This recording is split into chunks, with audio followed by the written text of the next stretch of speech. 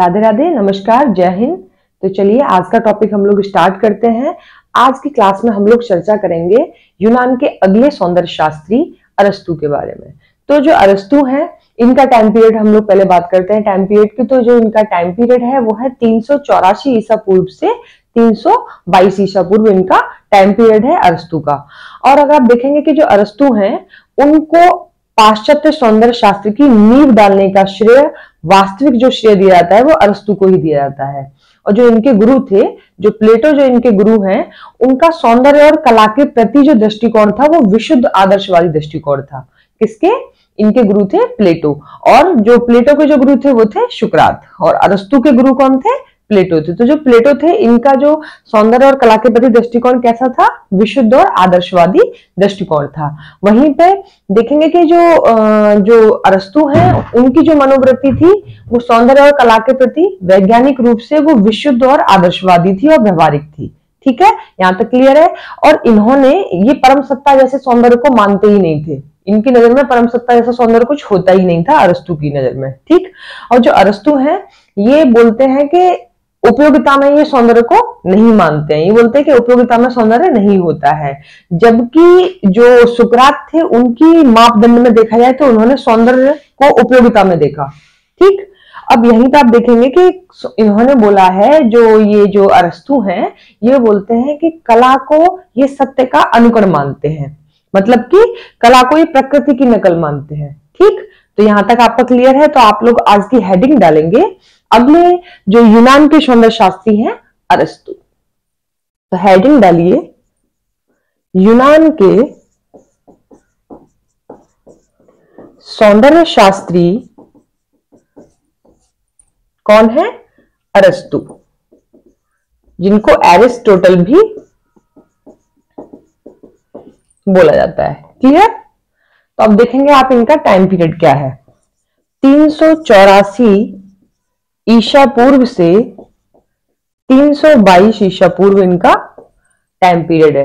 यहां तक क्लियर है आपका। तो अब हम लोग लिखेंगे कि पाश्चात्य सौंदर्य शास्त्र की नींव डालने का श्रेय जो जाता है वो अरस्तु महोदय को दिया जाता है। तो नोट करेंगे आप लोग इसमें, पाश्चात्य सौंदर्य शास्त्र की नींव डालने का श्रेय अरस्तु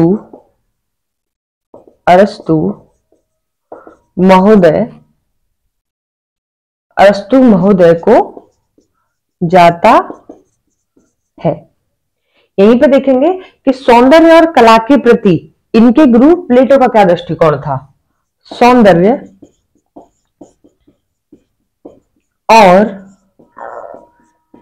कला के प्रति इनके गुरु, अरस्तु के गुरु प्लेटो का दृष्टिकोण कैसा था?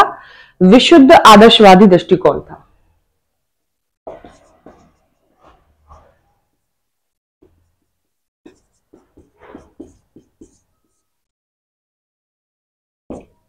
ठीक है।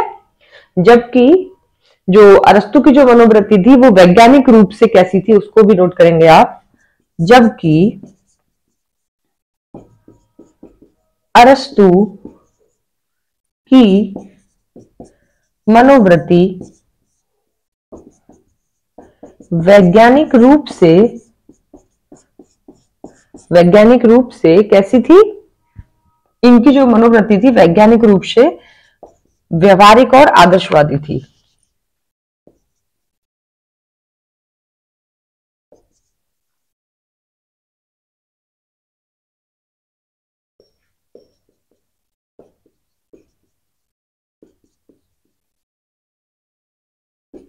ठीक है, यहां तक क्लियर है। इनकी जो अरस्तु की जो मनोवृत्ति थी कैसी थी? वैज्ञानिक रूप से व्यवहारिक और आदर्शवादी थी। यहीं पे आप लोग नोट करेंगे कि जो अरस्तु हैं, अरस्तु ने सौंदर्य को उपयोगिता से भिन्न बताया है। कैसे बताया? अरस्तु ने सौंदर्य को उपयोगिता से भिन्न बताया है। बल्कि ऐसा बोले हैं अरस्तु ने तो सौंदर्य को उपयोगिता से भिन्न बताया, लेकिन जो सुकरात है उन्होंने उपयोगिता में ही सौंदर्य को माना है। तो दोनों के थोड़े भिन्न भिन्न इसमें मापदंड थे। तो आप देखेंगे अरस्तु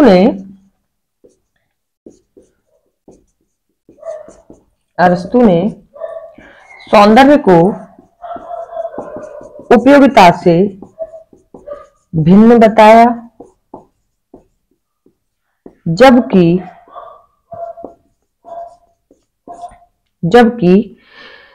सुकरात ने सौंदर्य का मापदंड माना। जबकि सुकरात ने उपयोगिता को सौंदर्य का क्या माना? मापदंड माना।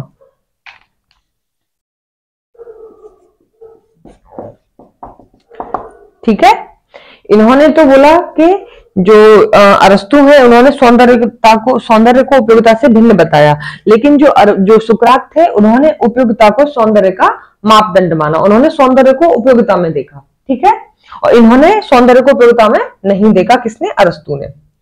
ठीक है, यहां तक क्लियर है आपका।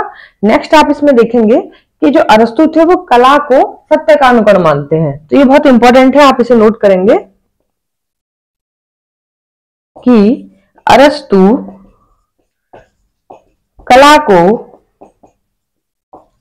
सत्य का अनुकरण मानते हैं। ठीक है, कला को किसका मानते हैं? कला को सत्य का ये अनुकरण मानते हैं। कौन? अरस्तु।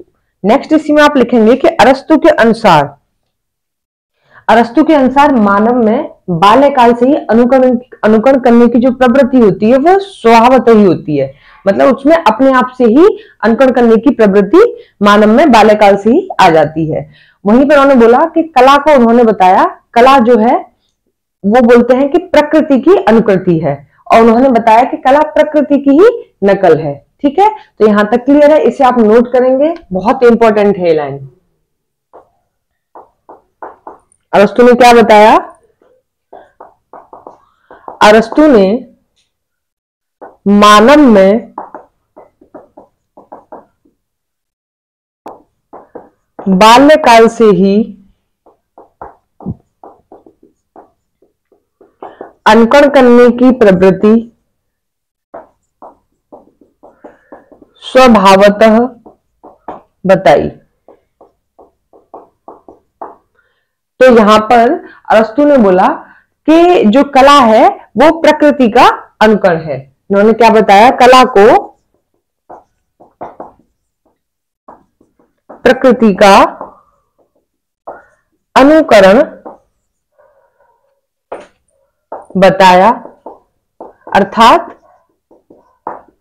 प्रकृति की नकल बताया। ठीक, क्या बताया? प्रकृति की, मैंने इसको नकल बताया। तो यहां तक क्लियर है आपका। नेक्स्ट आप इसी में देखेंगे कि जो अरस्तु हैं उन्होंने सौंदर्य शास्त्र में अनुकृति सिद्धांत को प्रस्तुत किया, साथ ही इन्होंने अनुकरण के सिद्धांत को भी बताया। अनुकृति के सिद्धांत को भी बताया है अरस्तु ने, और अनुकरण के सिद्धांत को भी अरस्तु ने बताया है। इनकी फेमस कुछ पुस्तक हैं, किसकी? अरस्तु की।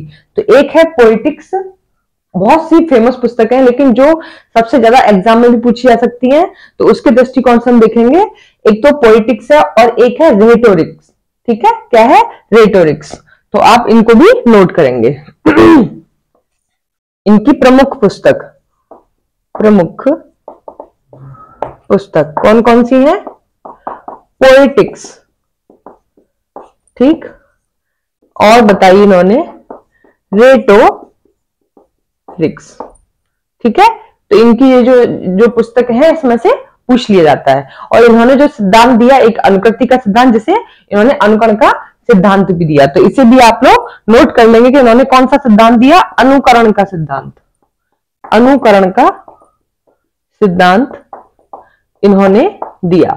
तो जो भी थोड़ा बहुत जो पूछा जाता है, ये जो हमने आपको बताया है, यही सब अरस्तु के बारे में पूछ लिया जाता है। इनका टाइम पीरियड पूछ लिया जाता है। क्या है इनका टाइम पीरियड, जो कि एग्जाम में आ जाता है 384 ईसा पूर्व से 322 ईसा पूर्व। इनके गुरु का नाम पूछ लिया जाता है, तो इनके गुरु का नाम क्या है, प्लेटो है। साथ ही इनकी फेमस पुस्तकों के बारे में पूछा जाता है। और एक यहाँ हमने आपको बताया था कि अरस्तु ने कला को सत्य का अनुकरण मानते हैं, यहां से भी एक क्वेश्चन बनता है। और अरस्तु ने मानव में बाल्यकाल से ही अनुकरण करने की प्रवृत्ति स्वभावतः बताई है। तो ये पूछ लिया जाता है कि यूनान के कौन से वो सौंदर्य शास्त्री हैं जिन्होंने ये बोला है कि मतलब मानव में बाल्यकाल से ही अनुकरण करने की प्रवृत्ति स्वभावतः होती है। तो आप क्या बताएंगे उसमें कि मानव में जो अनुकरण करने की जो प्रवृत्ति स्वभावतः होती है, किस विद्वान ने बताई है, यूनान के किस सौंदर्य शास्त्री ने बताई है, तो ये बताई है अरस्तु ने। तो यहां से ऐसे कुछ क्वेश्चंस पूछ ले जाते हैं एग्जाम में, ठीक है। बाकी का आपको पढ़ना तो सारा ही है। तो चलिए आज के लिए इजाजत दीजिए, अगली फिर हम आपको क्लास में मिलते हैं। जितने भी यूनान के सौंदर्य शास्त्री थे वो 3 ही हैं जो कि इंपॉर्टेंट है, इसमें से पूछा जाता है। अगली क्लास में हम आपको बताएंगे जर्मनी के सौंदर्य शास्त्रियों के बारे में। तो आज के लिए इजाजत दीजिए, कल फिर मिलते हैं। राधे राधे, नमस्कार, जय हिंद।